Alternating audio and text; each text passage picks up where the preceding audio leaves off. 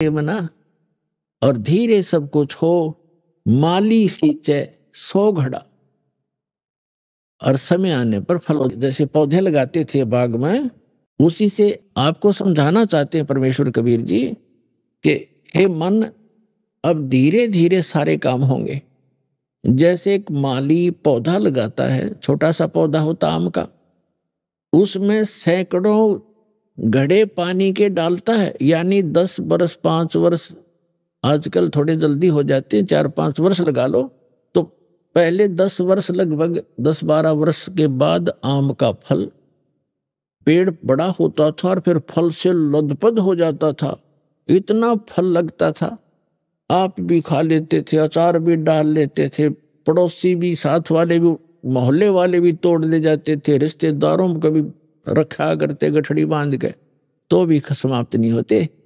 तो परमात्मा कहते हैं इस भक्ति रूपी आम के पौधे को अब बोया है आपने, बीज बोया है, नाम लिया, इसको समय दो, थोड़ा सा इसको होने दे प्रफुल्लित, बड़ा होने दो, और फिर देखना इतना सुख दे देगा ये भगवान का मार्ग कि आपको कहीं बिना मांगे देगा, आप सोच भी नहीं सकोगे, इतना सुख दे देगा। अब दूसरा कारण ये बताते हैं कि जैसे एक तो तुरंत आराम हो गया और एक को महीना, 2 महीने, 6 महीने, वर्ष भी लग जाता है, लेकिन होगा गारंटीड है, ये सचकर मान लेना। अब क्या बताते हैं, जैसे एक रोगी है, दोनों ही एक रोग से ग्रस्त हैं, दोनों के एक जैसी बीमारी है। अब डॉक्टर एक को कहता भी तेरी तो स्टार्ट है अभी, और वो मनमाने 2 खुराकों से आराम हो जाता है, और दूसरे कहता भी लेट बहुत हो गया, तेरी बीमारी पुरानी हो गई है, समय लगेगा, तो उसको महीने में, 2 महीने में ठीक हो जाएगा। जब कारगर दवाई मिल गई है तो वो महीने, 2 महीने में ठीक हो जाएंगे। तो दूसरा आपको उदाहरण दें कि जैसे एक तो कपड़ा थोड़ा मैला हो, कुर्ता पजामा, तो वो एक ही बार के साबुन लगाने से स्वच्छ हो जाता है।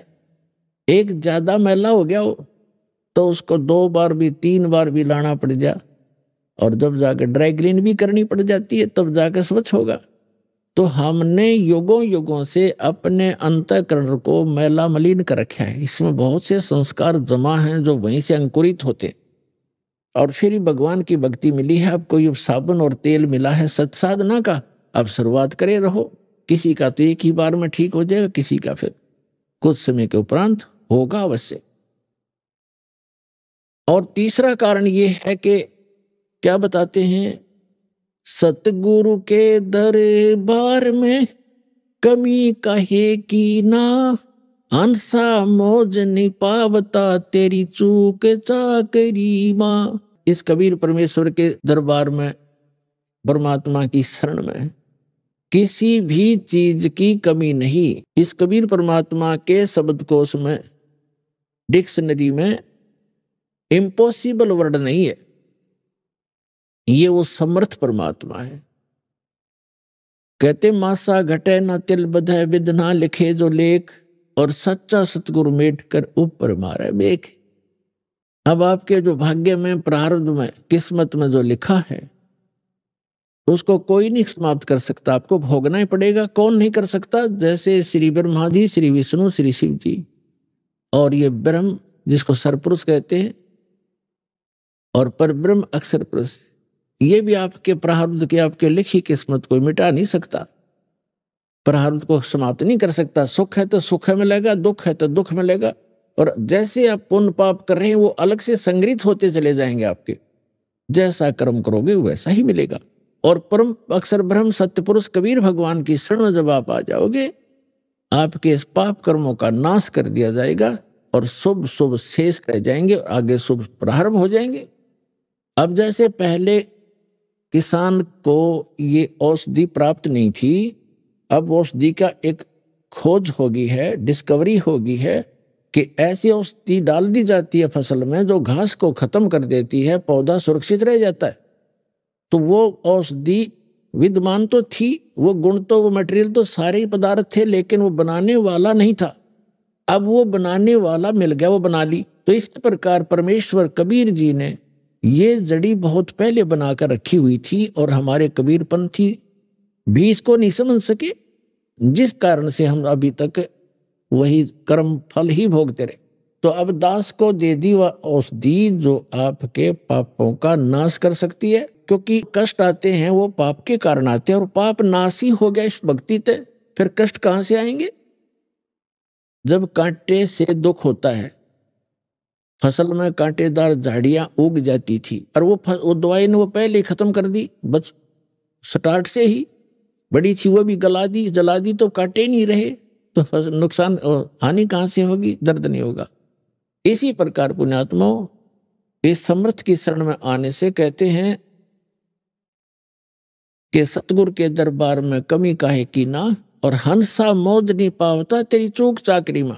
अब कहने का भाव यह है कि यदि आपको लाभ नहीं हो रहा तो आपकी कोई मर्यादा में भंग है, या आपकी श्रद्धा ठीक नहीं बनी, आपकी चाकरी में चूक है, आपकी श्रद्धा या सेवा भक्ति में कोई त्रुटि बनी है। विचार कीजिए, जैसे एक ही खंभे से, एक ही ट्रांसफार्मर से और 10, 20, 50 घरों को, परिवारों को कनेक्शन मिला हुआ है, अन्य के पंखे चल रहे हैं, मोटर चल रही है, कूलर चल रहे हैं, और एक का नहीं चल रहा है, तो उसका कोई कनेक्शन लूज हो लिया या कट चुका है किसी कारणों से, उसकी वेरीफाई करो क्यों, किस कारण से कनेक्शन कटा, हमारे घर ये पावर क्यों नहीं आई। और पावर भी पहुंची हुई है तो आपके कोई पंखे या कूलर में डिफेक्ट है, आपकी फिटिंग में डिफेक्ट है, उसको ठीक कराइए।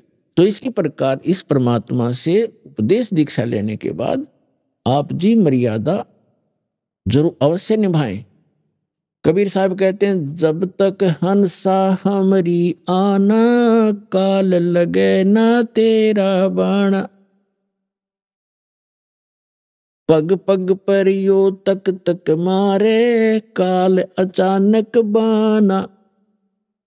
अब क्या बताते हैं कि यो काल पग पग पर अचानक दुर्घटना कर देता है, कोई हानि कर देता है, जब इसका संस्कार हानि का होता है। और जब हम परमात्मा की शरण में आ जाएंगे और मर्यादा में रहेंगे तो परमात्मा कहते हैं, जब लग हंस हमारी आना, ये पुण्यात्मा, ये हंस हमारा भक्त जब तक हमारी आन माने मर्यादा में, आन कान में हमारी मर्यादा में रहेगा, और तब लग लगे न तेरा बाना। काल को कहते हैं कि हे काल, जब तक मेरा हंस मेरी मर्यादा में है तू अटैक नहीं कर पाएगा। तो हमने मर्यादा को बहुत महत्व देना पड़ेगा। परमात्मा क्या बताते हैं कि जैसे ये मर्यादा आपकी इतनी कंपलसरी है, जो दास आपको नियम बताता है, जैसे सीता जी के बारे में श्री रामायण के अंदर आपने बहुत बार सुना है कि रावण का मामा मारीची एक स्वर्ण मृग बनकर, सोने का हिरण बनकर, और जहां सीता ने कुछ बगीची लगा रखी थी वो फूल फालों को तोड़ने लग गया, खराब करने लगा, और जो ही सीता की दृष्टि पड़ी वो सोने का मृग बहुत सुंदर लगा, उसने अपने पति से कहा कि इस मृग को मेरे लिए लाओ पकड़ के, जिंदा या मुर्दा, नहीं तो मैं अनशन कर दूंगी। अब राम विवश हुए और लक्ष्मण को कहकर चल पड़े कि ये मैं लाता हूं इसको, जहां तक मैं प्राप्त होगा तू मत आना, और यहाँ सीता की सुरक्षा रखना, जंगल का काम। श्री राम वाण लेकर चल पड़ा, मर्ग आगे चल के बहुत दूर ओझल हो गया, काफी दूर निकल कर वहां से आकाशवाणी कर दी, हाय भाई मर गया, हाय भाई मर गया। लक्ष्मण और सीता ने दोनों ने सुनी आवाज, तो सीता ने कहा कि तेरे भाई आपत्ति में है, आप जाइए और उसको बचाइए। लक्ष्मण ने कहा कि ये कोई जाल है, मेरे भाई पर कोई आपत्ति नहीं हो सकती, आपको पता नहीं है उनके सामर्थ्य का।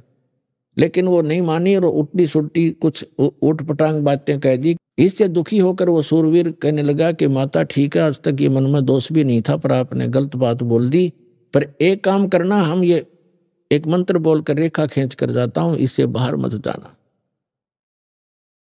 तो जब बाहर जाएगी तो हानि हो जाएगी। वो चला गया, पीछे से रावण आ गया।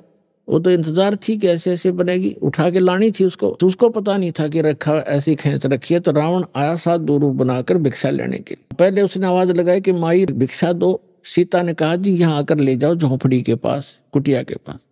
रावण आने लगा तो उसमें से एकदम ऐसी लपट निकली, कोई 10 कदम पीछे गया और फिर कहा कि आप यहाँ बाहर आकर के भिक्षा दो, आपने तो मुझे मरवा दिया था, ये पता नहीं कितनी भयंकर रेखा है, कैसी है। तो सीता जी ने सोचा क्या फर्क पड़ा है, अभी भिक्षा डालकर अभी आ जाते हैं। अब वो जरा सी उससे बाहर निकली रेखा से और उसने पकड़ दी बाजू, यहां से घेर ली कमर पे, लंका में पटकी जाके। अब वो मूर्ख थे जो यूं कह गए थे इससे बाहर मत निकलना, ना तो हानि हो जाएगी। वो पागल थे। आप बिरान मट्टी करवाई, 12 वर्ष तक वहां पड़ी रही उसके अंदर, उस 9 लाख बाग में कैद बन के, और करोड़ों आदमी मरवा दिए जब जाकर पीछा छूटा। तो पुण्यात्माओं, ये मर्यादा जो परमात्मा की जो दास बताता है, इसको लक्ष्मण रेखा समझ लेना। इस लक्ष्मण रेखा के अंदर ये नहीं आ सकेगा, इससे बाहर जाओगे तो मार तुम आप खाओगे। तो परमात्मा कहते हैं जब लग हंसा हमरी आना, और काल लगे नी तेरा बाणा। मर्यादा भंग होकर के भी आप अपनी हानि उठा सकते हो और आपको लाभ भी बंद हो जाएगा। उसके लिए तरीका है कि वापस आइए और अपना नाम खंडित है उसको कनेक्शन को दोबारा सुचारू करवाइए। भविष्य में बहुत सावधानी बरतिएगा। देखो जैसे कई भक्त नाम ले गए और नाम खंड हो गया, ठीक है, कोई बुरा संस्कार अभी था नहीं आपका तो हानि नहीं हुई, पता लग गया दोबारा जुड़वा लीजिए, अगर सावधान रहिए। और कई भक्त ऐसे हैं दीक्षा ले गए, नाम खंडित हो गया, उधर से कोई संस्कार ऐसा खराब आ गया, नाम खंडित हो गया। यहां से आप सोच रहे हो दुनिया आम व्यक्ति तो समझता है कि नाम लेकर आया था ये, इसको देखो ये हानि होगी, लेकिन उनको ये नहीं पता और स्वयं को भी नहीं पता कि ये लक्ष्मण रेखा लांघ चुका है, इसलिए इसको हानि हुई है, अन्यथा हो ही नहीं सकती, न तो भगवान का विधान फेल हो जाएगा। तो इसलिए आपने यह सावधानी बरतनी पड़ेगी। अब क्या बताते हैं परमात्मा, 100 वर्ष सतगुरु की पूजा, एक दिन आन उपासी, वो अपराधी आत्मा पड़े काल की फांसी। 100 वर्ष तो सतगुरु की पूजा, 100 वर्ष तक सतगुरु यानी गुरु जी के अनुसार साधना करता रहे, और एक दिन आन उपासना कर ली, आन शास्त्र विधि को त्याग कर जो मनमाना आचरण वो कर लिया जो पहले करते थे आप, तो कहते हैं वो अपराधी आत्मा फिर पड़े काल की फांसी। अब क्या होगा, कैसा बुरा बनेगा आपके साथ। जैसे आप जी ने दीक्षा ले ली, 1 वर्ष 2 वर्ष 4 वर्ष आपने साधना कर ली, और फिर कोई ऐसी बात आ गई आपका नाम खंडित हो गया, लोक लाज में आके आपने नाम खंडित कर दिया और आन उपासना शुरू कर दी और ये पूजाएं छोड़ दी, तो फिर आपके साथ क्या बनेगी कि आपको फिर भी लाभ हो रहे होंगे। आप इस नाम को त्याग दोगे, साधना भी बंद कर दोगे। नाम खंडित हो गया तो साधना ये करते भी रहना, कोई लाभ नहीं होगा। जैसे कनेक्शन कट गया और बटन दबाते रहो, स्विच ऑन ऑन करते रहो, सारे से सारे पंखियों के भी, कूलर के भी, मोटर के भी, आपको भ्रम है कि लाइट चलेंगे, चलेंगे नहीं। वो पहले तो आपने जब नाम त्याग दिया, कनेक्शन कट गया, ऑटोमेटिक है भगवान का मार्ग, इसमें किसी की सिफारिश की आवश्यकता नहीं।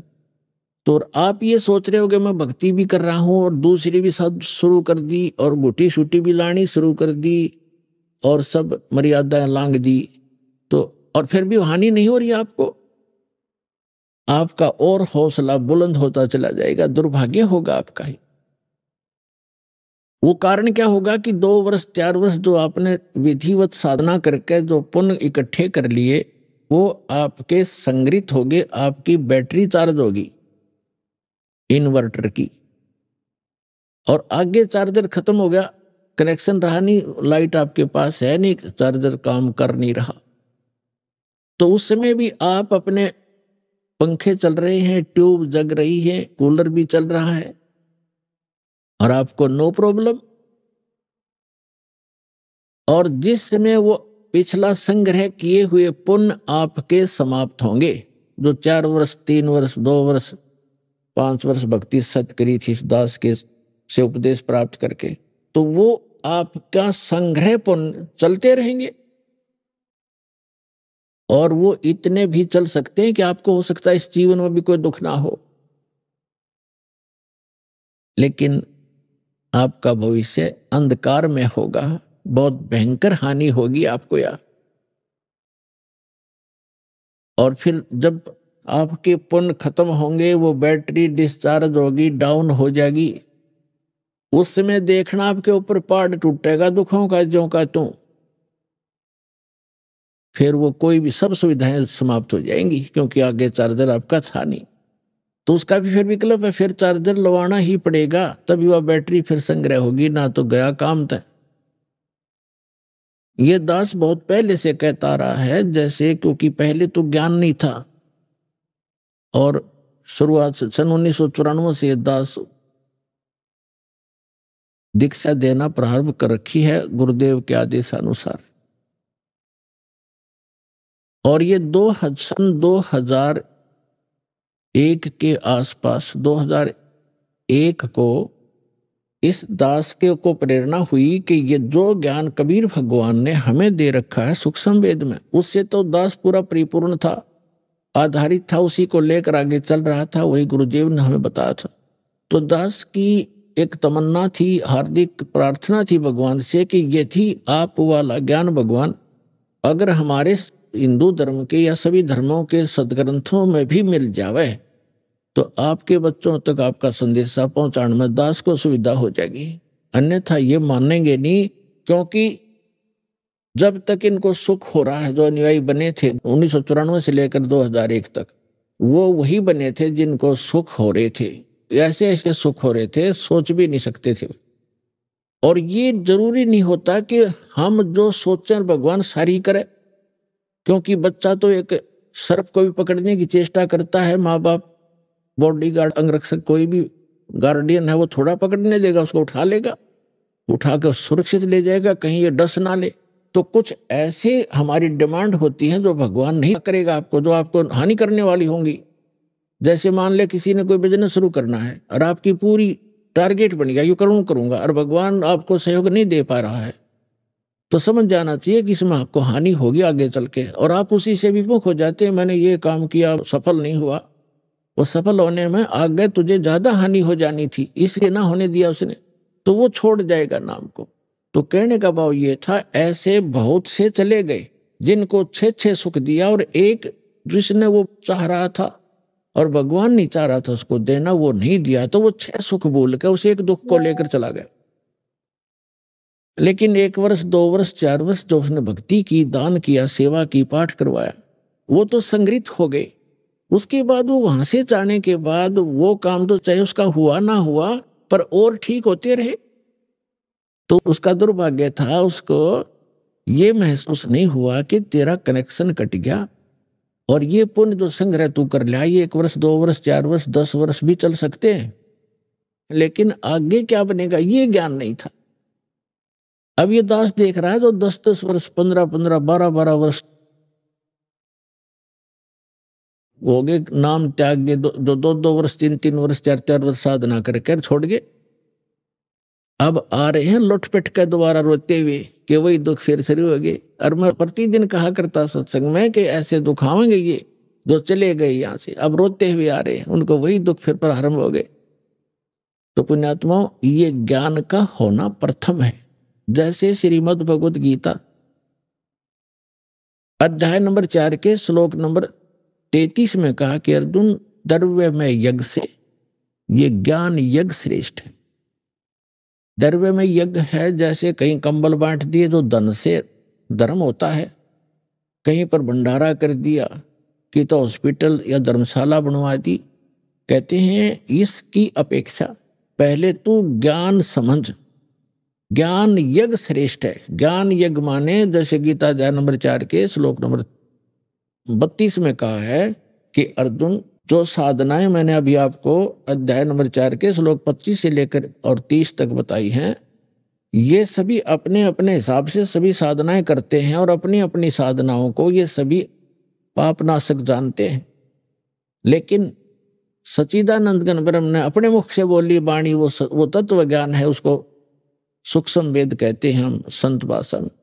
वो सूक्ष्म वेद है, वो तत्व ज्ञान है और उसके अंदर विस्तार से सब ज्ञान कहा गया है। विस्तार से धार्मिक अनुष्ठानों यज्ञों की जानकारी उसमें बहुत विस्तार के साथ है। वो सच्चिदानंद घन ब्रह्मणे मुखे, यह अनुवाद गलत कर रखा है गीता अनुवादकों ने, यहां लिख दिया वेद की वाणी में। वेद की वाणी तो गीता है ही सारी, वो तो गीता ज्ञानदाता कहता, वो ज्ञान तो इससे अन्य है। और वो भगवान बोलता खुद आकर के अपने मुख कमल से कहता है, वो है तत्व ज्ञान।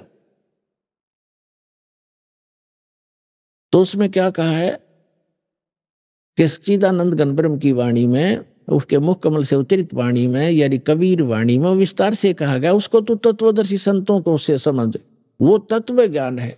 तो यहाँ तो चौथे अध्याय के 33वें श्लोक में कहा है कि सर्व में यज्ञ से ज्ञान यज्ञ श्रेष्ठ है। पहले तो ज्ञान समझ, फिर दान करना धर्म। वो ऐसे कितना काम का पे मतलब कितना मंदिर का लठगडवा दिया, मंदिर बनवा दिया, पता उसका क्या लाभ है उस मंदिर का। कहीं धर्मशाला बनवा दी, अच्छी बात है। कहीं आपने भंडारे कर दिए, कंबल बांट दिए, मेडिकल बनवा दिए, कोई प्याऊ बनवा दी, अच्छी बात है, लेकिन मोक्ष तो नहीं हुआ आपका।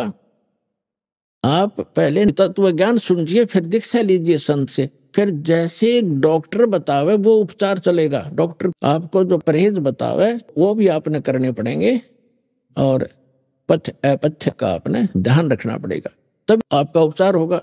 तो इसी प्रकार आपने सबसे पहले ज्ञान समझना चाहिए और ज्ञान समझ के उसके बाद फिर अपना सत्य भक्ति जैसे गुरुजी बतावें वैसे करने से ही आपको लाभ होगा। सत साहिब जी और वीडियो देखने के लिए चैनल को सब्सक्राइब और वीडियो को लाइक, कमेंट, शेयर जरूर करें। हमारे ऑफिशियल यूट्यूब चैनल पर विजिट करने के लिए यूट्यूब पर सर्च करें संत रामपाल जी महाराज व सतलोक आश्रम। धन्यवाद।